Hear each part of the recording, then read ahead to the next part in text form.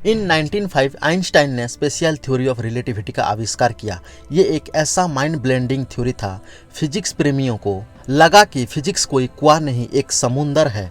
Frame of reference, time deletion, Interstellar time travel और वहां से आज तक फिजिक्स में कितने सारे थ्योरी डिस्कवर हो चुका है। सदियों के सबसे बड़ा थ्योरी क्वांटम मैकेनिक्स। जब से क्वांटम मैकेनिक्स का आविष्कार हुआ है, आज तक साइंटिस्ट इसी थ्योरी के कोई निर्दिष्ट पड़ाव तक पहुंच नहीं पाए हैं। कुछ मॉडर्न साइंटिस्ट आइंस्टाइन जैसे दिग्गज इंटेलेक्चुअल को भी रॉन्ग प्रूफ कर चुके हैं। बट एक बात तो क्लियर है, क्वांटम मैकेनिक्स हमें वो बताती है कि असल में दुनिया जैसा दिखता है, दुनिया असल में संपूर्ण वैसा नहीं होता।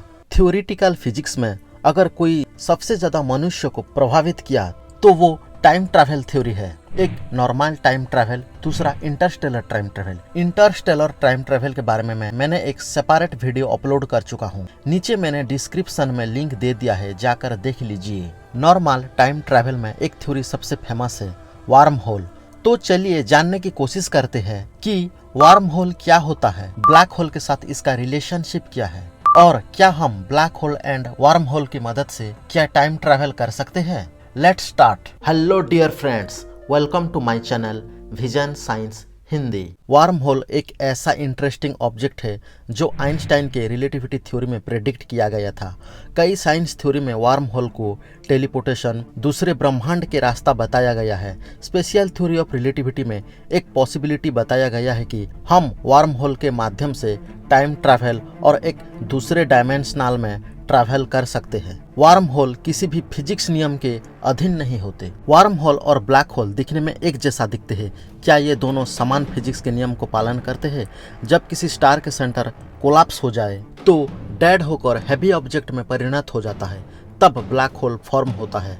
ब्लैक होल से लाइट भी पास नहीं कर सकता, समय ब्लैक होल के पास धीमा हो जाता है। Black hole and worm hole के बीच एक मेजर अंतर है।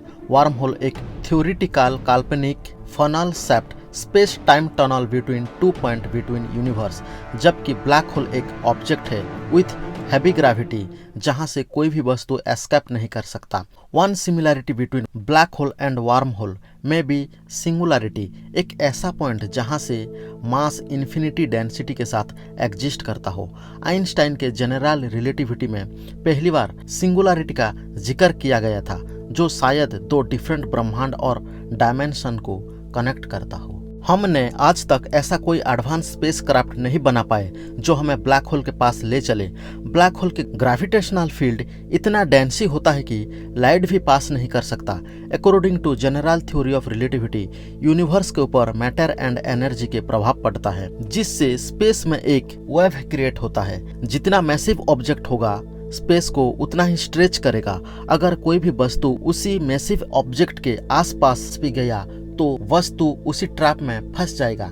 इवन लाइट तक आसपास गति नहीं कर सकता, अपनी तरफ उसी हैवी ऑब्जेक्ट खींच लेगा। समय भी काफी धीमा हो जाता है ब्लैक होल के आसपास।